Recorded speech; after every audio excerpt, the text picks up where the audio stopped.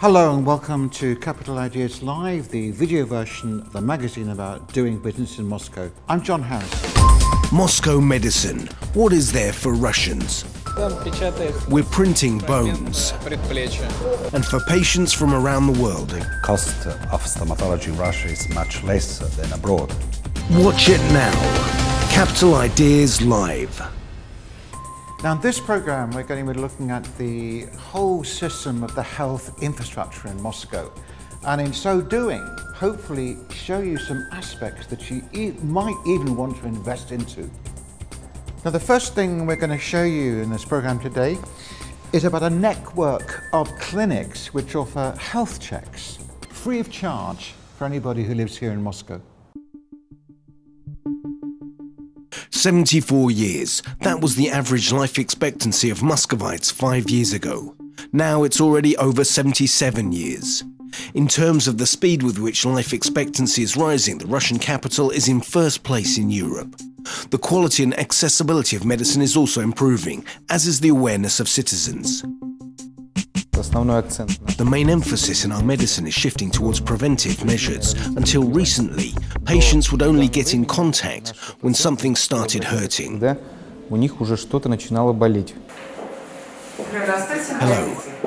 Please sit down. You can't do anything about age and genetics, but you can get rid of bad habits and control stress levels and your nutrition. But science allows us to look into the future, and we can mathematically work out the medical risks.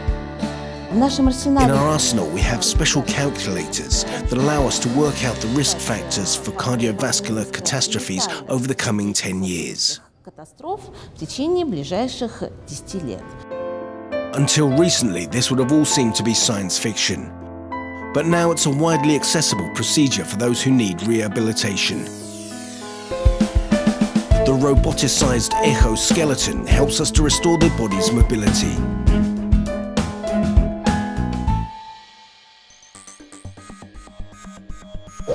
A fragment of the forearm is being printed. This is the Moscow Health Exhibition and Seminar. It's the very best and most advanced in city medicine today. Robot patients on which the skills of novice doctors can be perfected.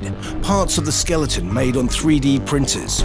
All this is now a reality for everyone who lives here.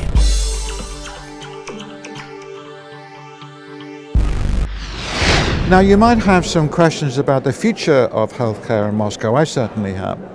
I'm sitting right next to Mr. Alexey POGONIN, who's the deputy head of the Department of Healthcare in Moscow, and I'm going to be asking him some questions about exactly that.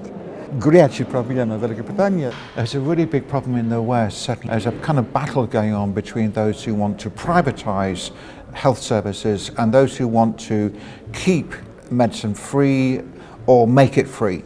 Where does Moscow stand in this position? By the laws of the Russian Federation, medical aid for those citizens of Russia with obligatory healthcare policies is free. That's the law. But citizens of other states, or those who aren't insured, still get free healthcare in emergency situations. What is your main thing that you've done over the last years? What are you proud of? The biggest difficulty that we've encountered over the last 5 years is the introduction of a unified informational analytical system. Today, it covers all of Moscow's state polyclinics. 26,000 doctors are working within it every day, and we can see the work of each of them. They're incredibly good systems. There are brilliant systems abroad, but they've been applied in 1 or 2 clinics or in 5 buildings. But ours covers an entire city, and in 2018, we're starting to integrate hospitals into that system.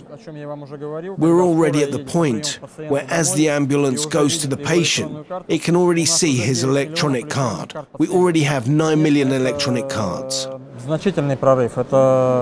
That's a real breakthrough.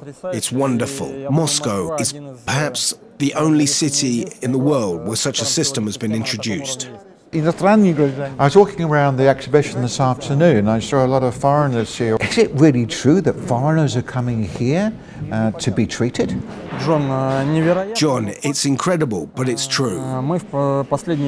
In recent years, we've had a huge flow of medical tourists going abroad from Moscow for treatment. But apart from that, there are now people in Moscow getting treatment. And to our surprise, we can see that there's an inflow of medical tourism coming here to Moscow from abroad. People come to us for treatment from different countries. And that's astonishing because they begin to learn from other patients that we have a very high level of medical service, high quality and good specialists. And we have the most advanced equipment, which gives nothing away to the equipment of the leading Western clinics. Private investors can invest into the state medical system, is that correct? In Russia and in Moscow, public-private partnership is developing. And there's a large number of sectors in healthcare where we're happy to receive investors and are inviting them in.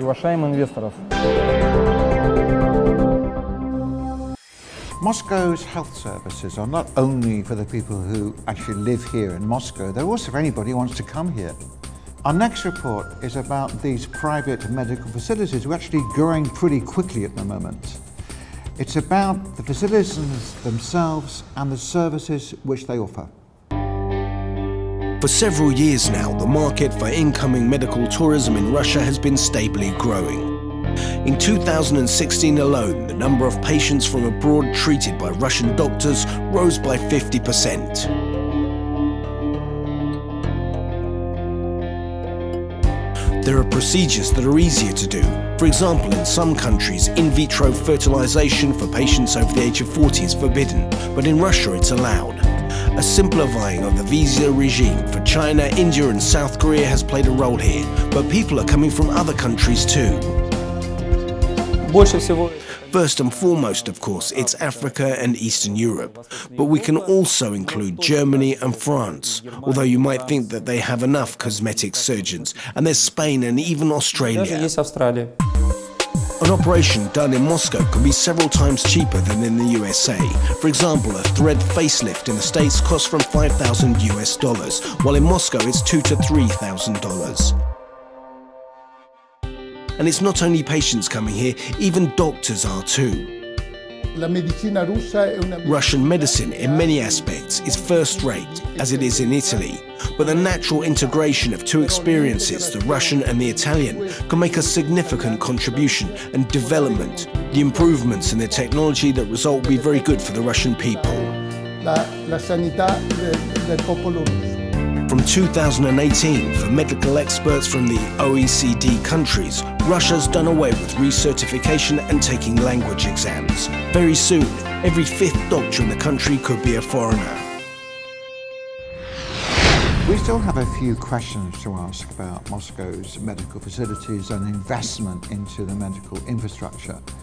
We asked these questions to Antonio Piccoli, the director of the Italian GVM Medical Center here in Moscow. I recently heard that Russia is becoming a destination for medical tourism, which is something that I'm really surprised about, because only a few years, I remember going to an exhibition just down the road here, organised by hospitals all over the world, from Thailand to Switzerland to wherever, offering their services for Russians. In the last 3 years, we have some differences now.